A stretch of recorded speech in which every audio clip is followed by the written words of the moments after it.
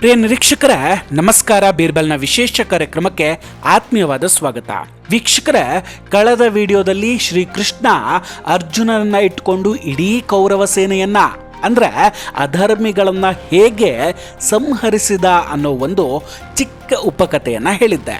ಹಂಗೆ ನಿಮಗೆ ಶ್ರೀಕೃಷ್ಣ ಪರಮಾತ್ಮ ಮತ್ತು ಶಿಶುಪಾಲನ ಕತೆ ಗೊತ್ತಿದೆಯಾ? ಈ ಶಿಶುಪಾಲ ಹುಟ್ಟಬೇಕಾದ್ರೇ ವಿಕಾರವಾಗಿ ಹುಟ್ಟಿದ್ದ.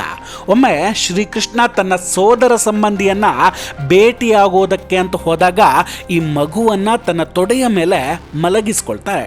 ಆ ಕ್ಷಣವೇ ಶಿಶುಪಾಲನ ಊನ ಭಾಗಗಳು ಸರಿಯಾಗಿ ಬಿಡುತ್ತೆ. ಅದರ ಜೊತೆಗೆ ಒಂದು ಅಶರೀರ ವಾಣಿ ಕೇಳಿಸುತ್ತೆ. ಮುಂದೆ ಆ ಮಗುವಿನ ಮರಣ ಇದೇ ಶ್ರೀಕೃಷ್ಣನ ಕೈಯಲ್ಲಿ ಅನ್ನೋದಾಗಿ. ಆಗ ಶಿಶುಪಾಲನ ತಾಯಿ ಶ್ರುತಸುಭ ಕೃಷ್ಣನ ಬಳಿ ಹೋಗಿ ಒಂದು ವರವನ್ನು ಪಡೆದುಕೊಳ್ತಾಳೆ. ನನ್ನ ಪುತ್ರ ಅಂದ್ರೆ ಶಿಶುಪಾಲ ಮಾಡುವ 100 ಅಪರಾಧಗಳಿಗೂ ಕೂಡ ನೀನು ಕ್ಷಮೆಯನ್ನ ಕೊಡಬೇಕು ಅಂತ. ಅದಕ್ಕೆ ಶ್ರೀಕೃಷ್ಣ ಪರಮಾತ್ಮ ಸರಿ, ಹಾಗಾದ್ರೆ ನಾನು ಶಿಶುಪಾಲನ 99 ತಪ್ಪುಗಳನ್ನ ಕ್ಷಮಿಸ್ತೀನಿ, ಆದ್ರೆ 100ನೇ ಅಪರಾಧ ಮಾಡಿದಾಗ ಬಿಡೋದಿಲ್ಲ ಅಂತ ವಚನವನ್ನ ನೀಡಿದ್ದ. ನಿಜವಾಗ್ಲೂ ಶಿಶುಪಾಲ ಆ ವರವನ್ನ ಒಳ್ಳೆಯ ರೀತಿಯಾಗಿ ಬಳಸ್ಕೊಳ್ಬೇಕಿತ್ತು. ಆದ್ರೆ ಆತ ಮಾಡಿದ್ದೇನು? ತನ್ನ ಬಳಿ ವರ ಇದೆ, ಕೃಷ್ಣ ಏನು ಮಾಡೋದಿಲ್ಲ ಅಂತಾನೆ ಪದೇ ಪದೇ ತಪ್ಪುಗಳನ್ನು ಮಾಡಿಕೊಂಡು ಬಂದಿದ್ದ. ಹಾಗೆ 100 ತಪ್ಪುಗಳನ್ನು ಮಾಡಿದ್ದು ಆತನಿಗೆ ಗೊತ್ತೇ ಆಗಲಿಲ್ಲ. ಕೃಷ್ಣನ ಸುದರ್ಶನ ಚಕ್ರ ಶಿಶುಪಾಲನ ತಲೆ ತೆಗೆದಿತ್ತು. The moral of the story ಏನು ಅನ್ನೋದು ಅರ್ಥ ಆಯಿತು ಅಂದ್ಕೊಳ್ತೀನಿ. ಯಾವುದೋ ಒಂದು ವರ ಅಥವಾ ವಿಶೇಷ ಅಧಿಕಾರ ಸಿಕ್ಕಿದಾಗ ನಾವದನ್ನ ಸರಿಯಾದ ರೀತಿಯಲ್ಲಿ ಬಳಸ್ಕೊಳ್ಬೇಕು. ಅದನ್ನ ಬಿಟ್ಟು ನನ್ನ ಹತ್ರ ವರ ಅಥವಾ ಅಧಿಕಾರ ಇದೆ ಅಂತ ಬೇಕಾಗಿದ್ದನ್ನೆಲ್ಲ ಮಾಡ್ತಾ ಹೋದ್ರೆ ಅವರ ಪಾಲಿಗೂ ಒಬ್ಬ ಶ್ರೀಕೃಷ್ಣ ಬಂದೇ ಬರ್ತಾನೆ. ಐ ಥಿಂಕ್ ಸುಪ್ರೀಂ ಕೋರ್ಟ್ನ ನ್ಯಾಯಾಧೀಶರ ಪಾಲಿಗೆ ಶ್ರೀಕೃಷ್ಣ ಪರಮಾತ್ಮ ಮೋದಿಜಿಯ ರೂಪದಲ್ಲಿ ಬಂದಂಗಿದೆ. ಯಾಕಂದ್ರೆ ಯಾವ ಕ್ಷಣದಲ್ಲಿ ಬೇಕಾದರೂ ಸುಪ್ರೀಂ ಕೋರ್ಟ್ಗೆ ಮೋದಿ ಸರ್ಕಾರ ಒಂದು ದೊಡ್ಡ ಆಘಾತವನ್ನು ಕೊಡಬಹುದು. ಯಾವ ಕ್ಷಣದಲ್ಲಿ ಬೇಕಾದರೂ ಒಂದು ವಿಶೇಷ ಕಾನೂನನ್ನು ಮೋದಿಜಿ ಜಾರಿಗೆ ತರಬಹುದು. ಹಾಗಾದರೆ ಏನು ಆ ವಿಶೇಷ ಕಾನೂನು? ಮೋದಿ ಸರ್ಕಾರ ಮಾಡೋಕೆ ಹೊರಟಿರೋದಾದರೂ ಏನು? ಎಲ್ಲವನ್ನು ಕೂಡ ಡಿಟೇಲ್ ಆಗಿ ಹೇಳ್ತೀನಿ. ಮೊದಲು ನೀವಿನ್ನೂ ನಮ್ಮ ಬೀರ್ಬಲ್ ಚಾನಲನ್ನು ಸಬ್ಸ್ಕ್ರೈಬ್ ಮಾಡಿಲ್ಲ ಅಂದರೆ ದಯವಿಟ್ಟು ಸಬ್ಸ್ಕ್ರೈಬ್ ಮಾಡಿ ಹಾಗೂ ಬೆಲ್ ಐಕಾನನ್ನು ಕ್ಲಿಕ್ ಮಾಡಿ. ವೀಕ್ಷಕರೇ, ಈ ಕ್ಷಣದಲ್ಲಿ ಏನಾಗ್ತಿದೆ ದೇಶದಲ್ಲಿ ನೋಡಿದ್ರೆ ಕಣ್ಣಿಗೆ ಬೀಳೋದು ಕೇವಲ ಇದೊಂದು ವಿಷಯ. ಸುಪ್ರೀಂ ಕೋರ್ಟ್ ವರ್ಸಸ್ ಕೇಂದ್ರ ಸರ್ಕಾರ, ನ್ಯಾಯಾಂಗ ಹಾಗೂ ಶಾಸಕಾಂಗ ನೇರ ಯುದ್ಧವನ್ನು ಶುರು ಮಾಡಿಕೊಂಡಿದೆ. ಸುಪ್ರೀಂ ಕೋರ್ಟ್ ಆಗಲೇ ಹೇಳ್ದಂಗೆ ಶಿಶುಪಾಲನಂತೆ ತನಗೆ ಸಂವಿಧಾನ ಒಂದು ವಿಶೇಷ ವರ ಅಂದರೆ ಆರ್ಟಿಕಲ್ 142 ಅನ್ನು ಕೊಟ್ಟಿದೆ ಅಂತ ಅದನ್ನು ಬಳಸ್ಕೊಳ್ತಾ ಇದೆ. ಆರ್ಟಿಕಲ್ 142 ಇದು ಸುಪ್ರೀಂ ಕೋರ್ಟ್ಗೆ ಕೊಟ್ಟಿರುವಂತಹ ವಿಶೇಷವಾದಂತಹ ಅಧಿಕಾರ. ಇದನ್ನು ಬಳಸ್ಕೊಂಡು ಸುಪ್ರೀಂ ಕೋರ್ಟ್ ಯಾವುದೇ ಪ್ರಕರಣದ ಆದೇಶವನ್ನು ಕೂಡ ಕೊಡಬಹುದು. ಇತ್ತೀಚೆಗೆ ತಮಿಳುನಾಡು ಸರ್ಕಾರ ಹಾಗೂ ರಾಜ್ಯಪಾಲರ ನಡುವೆ ಒಂದು ರಗಳೆ ಶುರುವಾಯಿತು. ರಾಜ್ಯ ಸರ್ಕಾರ ಮಸೂದೆಯನ್ನ ರಾಜ್ಯಪಾಲರು ತಡೆ ಹಿಡಿತಾರೆ. ಆಗ ರಾಜ್ಯ ಸರ್ಕಾರ ನೇರವಾಗಿ ಸುಪ್ರೀಂ ಕೋರ್ಟ್ಗೆ ಹೋಗುತ್ತೆ. ಸುಪ್ರೀಂ ಕೋರ್ಟ್ ಈ ಆರ್ಟಿಕಲ್ 142 ಅನ್ನು ಬಳಸ್ಕೊಂಡು ರಾಜ್ಯ ಸರ್ಕಾರ ತರುವ ಮಸೂದೆಗೆ 30 ದಿನದಲ್ಲಿ ಸಹಿ ಹಾಕಬೇಕು ಅನ್ನೋ ಆದೇಶವನ್ನು ನೀಡಿತ್ತು. ಅಂದರೆ ಸುಪ್ರೀಂ ಕೋರ್ಟ್ ನೇರವಾಗಿ ಸರ್ಕಾರ ಆಯ್ಕೆ ಮಾಡಿರುವಂತಹ ರಾಜ್ಯಪಾಲರ ಮೇಲೆಯೇ ಆದೇಶವನ್ನು ನೀಡ್ತಾರೆ. ಸುಪ್ರೀಂ ಕೋರ್ಟ್ ತನ್ನ ವ್ಯಾಪ್ತಿಯನ್ನು ಹೆಚ್ಚು ಮಾಡಿಕೊಳ್ತು. ಇದು ಕೇಂದ್ರ ಸರ್ಕಾರಕ್ಕೆ ಅಂದರೆ ಮೋದಿಜಿಗೆ ಹಾಗೂ ರಾಷ್ಟ್ರಪತಿಗೆ ದೊಡ್ಡ ಮುಜುಗರವನ್ನು ತಂದುಂಟು ಮಾಡ್ತು. ಅದೇ ಕಾರಣಕ್ಕೆ ಮೋದಿ ಸರ್ಕಾರ ಸುಪ್ರೀಂ ಕೋರ್ಟ್ ವಿರುದ್ಧ ಕೆಂಡಾಮಂಡಲ ಆಗಿದೆ. ಒಂದು ವೇಳೆ ಸುಪ್ರೀಂ ಕೋರ್ಟ್ ಈಗ ಈ ವಿಷಯದಿಂದ ಹಿಂದೆ ಸರಿದೇ ಇದ್ರೆ ಒಂದು ಸುಗ್ರೀವಾಜ್ಞೆಯನ್ನು ಜಾರಿ ಮಾಡೋದು ನಿಶ್ಚಿತ. ವೀಕ್ಷಕರೇ, ಸುಪ್ರೀಂ ಕೋರ್ಟ್ಗೆ ಹೇಗೆ ಆರ್ಟಿಕಲ್ 142 ಅವಕಾಶ ಇದೆಯೋ ಅದೇ ರೀತಿ ಕೇಂದ್ರ ಸರ್ಕಾರಕ್ಕೂ ಒಂದು ಪವರ್ ಇದೆ.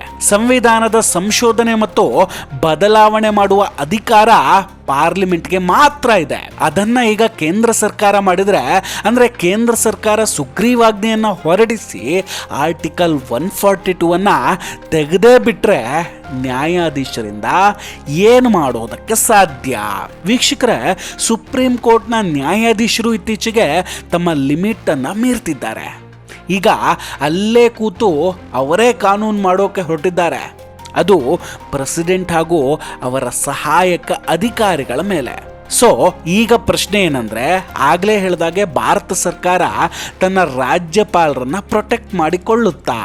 ಹಾಗಾದ್ರೆ ಹೊಸ ಕಾನೂನು ಜಾರಿ ಮಾಡಿ ಸುಪ್ರೀಂ ಕೋರ್ಟ್ ಆದೇಶವನ್ನ ಮಣ್ಣು ಪಾಲ್ ಮಾಡುತ್ತಾ ಅನ್ನೋದು. ಇಲ್ಲಿ ಕಾನೂನನ್ನ ತುರ್ತಾಗಿ ಮಾಡಬೇಕಂದ್ರೆ ಸಂಸತ್ ಕಲಾಪ ನಡಿಬೇಕು, ಅಲ್ಲಿ ಎಲ್ಲರ ಒಪ್ಪಿಗೆಯನ್ನ ಪಡಿಬೇಕಾಗುತ್ತೆ.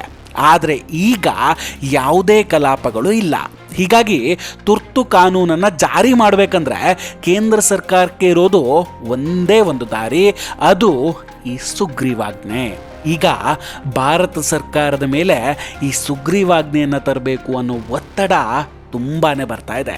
ಹಿಂದೆ ಕೂಡ ರಾಮ ಮಂದಿರದ ಕೇಸ್ಗೆ ಸುಗ್ರೀವಾಜ್ಞೆ ತನ್ನಿ ಅಂತ ಮೋದಿ ಸರ್ಕಾರವನ್ನು ಕೇಳಿಕೊಳ್ಳಲಾಗಿತ್ತು.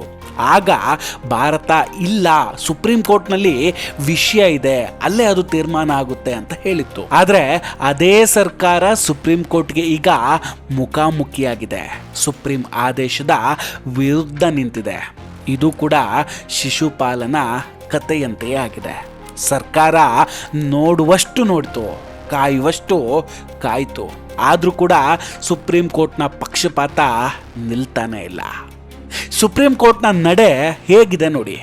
ಹಿಂದೊಮ್ಮೆ ಜಾರ್ಖಂಡ್ನಲ್ಲಿ ಕಾಂಗ್ರೆಸ್ ನೇಮಕ ಮಾಡಿದ್ದಂತಹ ಗವರ್ನರ್ ಇದ್ರು. ಆಗ ಜಾರ್ಖಂಡ್ ವಿಧಾನಸಭಾ ಚುನಾವಣೆಯಲ್ಲಿ ಬಿಜೆಪಿ ಹೆಚ್ಚಿನ ಸ್ಥಾನವನ್ನು ಗೆದ್ಕೊಂಡಿತ್ತು. ಅವತ್ತು ನ್ಯಾಯವಾಗಿ ಗವರ್ನರ್ ಸರ್ಕಾರ ರಚಿಸೋದಕ್ಕೆ ಮೊದಲು ಯಾರಿಗೆ ಅವಕಾಶವನ್ನು ಕೊಡಬೇಕಿತ್ತು?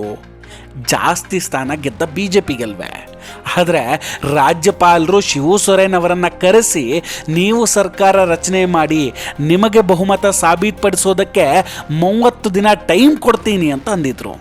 ಆಗ ಸುಪ್ರೀಂ ಕೋರ್ಟ್ ಏನು ಹೇಳಿತ್ತು ಗೊತ್ತಾ?